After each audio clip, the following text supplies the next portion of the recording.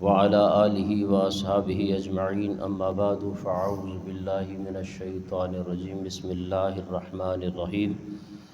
سامعین و ناظرین، آج کی ہماری گفتگو افطاری کی فضیلت کے بارے میں ہے۔ افطار کے معنی ختم کرنے یا توڑنے کے ہیں۔ روزہ داروں کا غروب آفتاب کے وقت روزہ کھولنا اور ختم کرنا یہ افطار کہلاتا ہے۔ اس مقصد کے لیے جو مشروبات اور کھانا وغیرہ دسترخوان پر رکھ دیا جاتا ہے اسے افطاری کا کھانا کہا جاتا ہے۔ افطاری کا ثواب کیا ہے؟ نبی کریم صلی اللہ تعالی علیہ وسلم نے روزہ دار کو افطار کرانے کے بہت زیادہ فضائل بیان کیے۔ حضور نبی کریم صلی اللہ تعالی علیہ وسلم نے ارشاد فرمایا، من فطر فیہ صائما، جس نے کسی روزہ دار کو روزہ افطار کرایا، کان مغفرۃ لذنوبہ، اللہ تعالیٰ اس کے گناہ معاف فرما دے گا، وعتق رقبۃ من النار، اور اسے جہنم سے آزاد فرما دے گا، وکان لہ مثل اجرہ من غیر ان ینتقص من اجرہ شیء، جس بندے نے روزہ افطار کرایا ہے اس کے ثواب میں سے کمی نہیں کی جائے گی، اس کو بھی پورا ثواب دیا جائے گا، اور جس نے روزہ کھولا ہے اس کو بھی پورا ثواب دیا جائے گا۔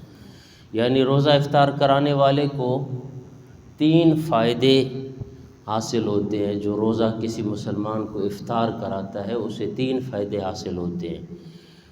پہلا یہ کہ گناہوں کی بخشش، دوسرا دوزخ سے آزادی، اور تیسرا جو ہے روزے کا ثواب بھی ملے گا۔ تو یہ 3 ثواب خیال رہے کہ روزہ افطار کرانے سے روزے کا ثواب تو مل جاتا ہے، لیکن اس سے روزہ ادا نہیں ہوتا۔ یہ اس لیے کہا جا رہا ہے، ایسے نہیں کوئی شخص صرف افطاری کراتا رہے اور خود روزے نہ رکھے۔ تو یعنی اگر کوئی بندہ روزہ نہ رکھے اور روزے دار کو روزہ افطار کرا دے تو اسے روزے کا ثواب تو مل جائے گا، لیکن اس کا اپنا روزہ اسے ادا نہیں ہوگا، کیونکہ اس کے اوپر بھی تو فرض ہے نا اس مسلمان پر، تو وہ فرض کا تارک ہوگا اور اس پر قضا لازم ہوگی۔ افطاری کرانے والے کو روزے کا ثواب ملے گا، لیکن روزہ دار کے ثواب میں کمی نہیں آئے گی۔ جیسے علم، روشنی، دھوپ اور ہوا سے جتنے لوگ فائدہ اٹھا لیں اس میں کمی نہیں ہوتی، ایسے ہی ثواب تقسیم ہونے سے ثواب میں بھی کبھی کمی نہیں ہوتی۔ لہٰذا علماء نے کہا ہے کہ اگر ایک کھجور سے روزہ دار نے روزہ افطار کیا اور وہ کھجور 3 بندوں کی ملکیت تھی تو تینوں کو اللہ تبارک و تعالی الگ الگ روزے کا ثواب عطا فرمائے گا۔ تو تابعین اور سلف صالحین دوسروں کو روزہ افطار کرانے کے بہت زیادہ حریص ہوتے تھے۔ آپ کو پچھلے دفعہ بھی حضور صلی اللہ علیہ وسلم کی حدیث مبارکہ سنائی تھی کہ افطاری کے وقت تو اپنی جگہ پہ حضور صلی اللہ علیہ وسلم سحری کے وقت بھی یہ چاہتے تھے کوئی ہمارے ساتھ بیٹھ کے کوئی سحری کرے۔ تو سورج غروب ہونے کا یقین ہو جائے تو افطاری میں جلدی کرنی چاہیے۔ نبی کریم صلی اللہ تعالی وسلم کی تعلیم اور سنت یہی ہے۔ حضرت عبداللہ بن ابی اوفا رضی اللہ تعالیٰ عنہ روایت کرتے ہیں کہ ہم رسول اللہ صلی اللہ علیہ وسلم کے ساتھ ایک سفر پر تھے۔ جب سورج ڈوب گیا تو آپ صلی اللہ تعالی وسلم نے حضرت بلال رضی اللہ تعالیٰ عنہ کو فرمایا کہ انزل فجدع لنا، اترو اور ہمارے لیے ستو تیار کرو۔ تو انہوں نے عرض کی یا رسول اللہ ابھی روشنی ہے۔ آپ نے فرمایا اتر کر ستو تیار کرو، اور وہ اترے اور انہوں نے ستو تیار کیا اور پیش کیا۔ آپ صلی اللہ تعالی وسلم نے نوش فرمایا اور افطاری کی۔ افطاری کے بعد آپ صلی اللہ تعالی وسلم نے ارشاد فرمایا اذا غابت الشمس من ها هنا وجاء اللیل من ها هنا وافطر الصائم، جب ادھر سے سورج ڈوب جائے اور ادھر سے رات آ جائے تو روزہ افطار کر لو۔ اب جس طرح میں نے کہا کہ سوشل میڈیا میں یہ جو کسی ایک نعت خوان نے، بھئی نعت خوان کون سا پڑھا لکھا ہے، اس جاہل نے جو ہے نا کوئی بات کر دی ہے، اب اس کو جناب والا وائرل کر دیا ہے کہ اندھیرے میں جو ہے نا وہ روزہ کھولنا چاہیے، رات کے وقت کھولنا چاہیے۔ وہ دلیل کیا دے رہا ہے؟ وَأَتِمُّ الصِّيَامَ إِلَى اللَّيْلِ، حضور صلی اللہ تعالی وسلم نے فرمایا روزے کو پورا کرو رات تک۔ تو پھر رات کب شروع ہوتی ہے بھائی؟ اسلام کی رات قرآن اور حدیث سے دیکھیں، حضور صلی اللہ تعالی وسلم نے فرمایا سورج جیسے غروب ہو گیا بس رات شروع ہو جاتی ہے۔ اور پھر اس کو ہمارے علماء نے مثال دے کر اسے کہا کہ جناب آپ یہاں سے اگر سفر کرنا شروع کرتے ہیں کہ جی آپ نے کہا کہ میں نے لاہور جانا ہے، تو لاہور جانے سے جیسے ہی لاہور کے آپ جناب شروع سے انٹر ہوں گے تو لاہور میں داخل ہو جائیں گے، یا یہ ہے کہ بیچ مینار پاکستان میں ٹھہر کر کہو کہ جی اب میں لاہور میں پہنچا ہوں؟ تو حضور صلی اللہ تعالی وسلم نے فرمایا جیسے ہی سورج غروب ہو جائے افطار کر لو جو ہے، اور پھر یہ جیسے ہی سورج ڈوب جاتا ہے اس کا یقین ہو جائے کہ سورج ڈوب گیا ہے۔ اب دیکھیں حضرت بلال رضی اللہ تعالیٰ عنہ نے بھی یہی بات کی، یا رسول اللہ اب تک تو روشنی ہے، بڑی روشنی چل رہی ہے، آپ ستو طلب فرما رہے ہیں۔ حضور صلی اللہ علیہ وسلم نے فرمایا بس سورج ڈوب جائے اس کے فوراً بعد افطاری کرو۔ یہ تو پھر رات کے وقت افطاری کرنا یا اندھیرے میں افطاری کرنا یہ تو رافضیوں کا طریقہ ہے، اور پھر یہ جناب سوشل میڈیا میں اس کو وائرل کر دیا کہ اس وقت کیا جائے، بلکہ حضور نبی کریم صلی اللہ علیہ وسلم نے فرمایا جیسے ہی سورج غروب ہو جائے افطاری کرنا یہ سنت مبارکہ ہے۔ اور پھر حضرت یہ دوسری حدیث پاک حضرت عبداللہ ابن عباس رضی اللہ تعالیٰ عنہ بیان کرتے ہیں، نبی کریم صلی اللہ علیہ وسلم نے فرمایا کہ ہم انبیاء کرام کی جماعت میں امرنا ان نعجل فطرنا، ہمیں افطاری میں جلدی کا حکم دیا گیا ہے۔ جب انبیاء کرام کو افطاری میں جلدی کا حکم دیا گیا ہے، تم آج نیا شوشہ چھوڑ کر اپنی جہالت پر مبنی بات کرتے ہو کہ جناب روزے کو جو ہے نا افطار اندھیرے کے وقت کیا جائے، اتم الصیام الا اللیل کا یہ مطلب ہے؟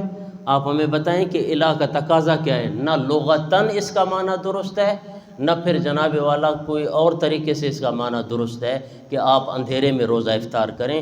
حضور صلی اللہ علیہ وسلم کی احادیث اس بات پر روشنی اور دلالت کر رہی ہیں کہ افطار جیسے ہی سورج غروب ہو جائے تو افطار کر لو، اور انبیاء کرام کا بھی یہی طریقہ کار رہا ہے کہ افطار جو ہے وہ جلدی کیا کرتے تھے۔ اور افطار کس چیز کے ساتھ کرنی چاہیے؟ سنت مبارکہ کیا ہے؟ نبی کریم صلی اللہ تعالی وسلم نے فرمایا کہ 3 چیزوں میں سے کسی ایک سے روزہ افطار کیا جائے۔ ہم کچھ اگر سنتوں پر عمل کر لیں تو اس میں اور ہی برکتیں ہوتی ہیں، تو ان میں سے کھجور ہے، پانی ہے اور دودھ ہے۔ ان 3 چیزوں میں سے جو بھی آپ کو میسر ہو سب سے پہلے شروع یہی کریں۔ اگر کھجور ہے تو کھجور تناول کر لیں، پانی ہے اگر کھجور نہیں ہے تو پانی تناول کر لیں پہلے، اور اگر پانی نہیں ہے تو آپ دودھ رکھا ہوا ہے تو ایک گھونٹ جو ہے وہ دودھ کے ساتھ افطار کر لیں۔ آپ صلی اللہ تعالی وسلم نے ایک خطبے میں افطاری کا اجر و ثواب بیان کیا تو صحابہ کرام نے عرض کیا یا رسول اللہ صلی اللہ علیہ وسلم ہم سب میں اگر یہ طاقت کہاں ہے کہ روزہ دار کو سیر کرا کے ہم کھلائیں؟ وہ جو حدیث پاک حضور صلی اللہ علیہ وسلم نے صحابہ کرام کے سامنے خطبہ ارشاد فرمایا تھا کہ جو روزہ دار کو پیٹ بھر کر کھلاتا ہے اللہ اسے کھلانے والے کو جہنم سے آزاد کر دیتا ہے۔ اب صحابہ کرام حیران، یا رسول اللہ ہمارے پاس اتنا ہے تو نہیں ہم کسی روزہ دار کو پیٹ بھر کے کھلائیں؟ تو یہاں پہ حضور صلی اللہ تعالی وسلم نے ارشاد فرمایا امت کے لیے کتنی آسانیاں کر دیں۔ حضور صلی اللہ علیہ وسلم فرمایا یعطی اللہ ھذا الثواب من فطر صائما علی تمرۃ، حضور صلی اللہ علیہ وسلم فرمایا اللہ اس کو بھی ثواب عطا کرے گا جو کسی مسلمان کو ایک کھجور کھلا کر افطار کرائے۔ اب ایک کھجور میں کیا لگتا ہے؟ تو حضور صلی اللہ علیہ وسلم فرمایا اگر وہ کھجور نہیں ہے نا تو میرے آقا نے فرمایا وشربۃ ماء، ایک پانی کا گھونٹ اگر پلا کر کسی مسلمان کو افطار کرے تو اللہ اس کو بھی اس کا اجر و ثواب عطا فرمائے گا۔ تو ہمیں یہ جذبہ تو ہونا چاہیے نا۔ اور پھر میرے آقا نے ارشاد فرمایا او مزقۃ لبن، یا ایک گھونٹ دودھ کے ساتھ کسی مسلمان کو افطار کرا دو، اللہ تعالیٰ اس کا بھی اجر و ثواب تمہیں عطا فرما دے گا، اور وہی اجر عطا فرمائے گا جو اگر آپ کسی مسلمان کو پیٹ بھر کے افطار کروائیں گے۔ کتنی آسانی کی حضور صلی اللہ علیہ وسلم نے۔ اگر آپ کسی ایک گلاس گھر سے پانی لے کر بھی اگر راستے میں چلتے ہوئے کسی مسلمان کا افطار پانی کے ساتھ کروا دیں اسی حدیث کے مطابق اللہ تبارک و تعالیٰ تمہیں اس کا بھی اجر و ثواب عطا فرمائے گا۔ تو اور پھر دوسری بات یہ ہے کہ ہمارے یہ ائمہ مساجد کے لیے کہ ہماری افطار میں جو ہے نا وہ لوگ ایسے کرتے ہیں کہ بس جیسے ہی اذان ملی تو بس اس کے بعد جو ہے نا نماز کا اہتمام کیا جائے۔ نہیں، یہ سنت مبارکہ بھی یہی ہے کہ سب جیسے ہی اذان مل جائے تو اچھے طریقے سے بندہ افطاری کرے، کیونکہ سارے مسلمان دن کو بھوک میں گزارتے ہیں، تو سب سے پہلے جو ہے نا وہ کھانا کھا لیں، اور قرآن کا بھی یہی حکم ہے، اور حدیث بھی میں آپ کو سناؤں۔ اس لیے ائمہ کرام جتنے بھی ہیں مساجد میں، کم از کم ان کو چاہیے کہ وہ 10 منٹ کا وقفہ دیں، تاکہ مسلمان جو ہے وہ اپنی افطاری بھی کر کے آ جائیں اور نماز میں جو ہے نا وہ باجماعت شامل بھی ہو جائیں۔ اور یہ سنت طریقہ ہے، اس میں یہ بات نہیں ہے کہ جی بس ہانے تو وڈو ٹیم تھی وہ ہانے تو نماز نہ تھی دی اساں جی، یہ تو اندھارو تھی وہ سلانے پجی ویا عشاء کے، بھائی بہت بڑا وقت ہوتا ہے۔ آپ کو یہ معلوم ہونا چاہیے کہ مغرب تا عشاء کا وقت جو ہے نا یہ پونے گھنٹے سے اوپر ہے۔ یہ تو ایک سنت طریقہ ہے نا کہ جس وقت ہم جو ہے نا جیسے ہی اذان ملتی ہے ہم مغرب کی نماز پڑھ لیتے ہیں۔ بسا اوقات اگر کسی مسلمان کو جو ہے نا کسی بھی مسئلے میں وہ پھنس جاتا ہے یا کسی بھی وہ معاملے میں، تو وہ اگر آدھا گھنٹہ لیٹ پڑے تب بھی اس کی مغرب اسی وقت کی ادا ہو جائے گی۔ تو اب اس کے بارے میں حدیث پاک حضور صلی اللہ علیہ وسلم نے فرمایا اذا قرب العشاء وحضرت الصلاة فابدؤوا به قبل ان تصلوا صلاة المغرب ولا تعجلوا عن عشائكم۔ جب شام کا کھانا تیار ہو، اب یہ مغرب کی بات ہو رہی ہے، جب شام کا کھانا تیار ہو اور نماز مغرب کا وقت ہو جائے تو پہلے کھانا کھاؤ پھر نماز پڑھو۔ اب یہاں پورے دن کا جو ہے نا روزہ دار وہ بھوکا ہوتا ہے، اور پھر اس کے لیے اگر یہاں سے اذان شروع ہو جائے اور وہ بیچارہ دوڑتا دوڑتا ایک کھجور منہ میں لے کر جناب آ جائے کہ نہیں تو مولوی صاحب سے 2 رکعت بھی ہماری جو ہے نا وہ چلی جائیں گی، تو اس لیے ائمہ کے لیے بہتر ہے کہ وہ کم از کم ہر مسجد میں 10 منٹ کا وقفہ دیں، تاکہ نمازی آ کر جو ہے نا وہ باجماعت نماز میں شامل ہو جائیں۔ دعا ہے کہ اللہ تعالی ہمیں نبی کریم صلی اللہ علیہ وسلم کی پیروی عطا فرمائے، اور جو کچھ کہا سنا اس کا ثواب اپنے مرحوم مسلمان بھائی بہنوں کو ایصال کرتے ہیں، اللہ تعالی ان کے درجات میں بلندی عطا فرمائے، آمین۔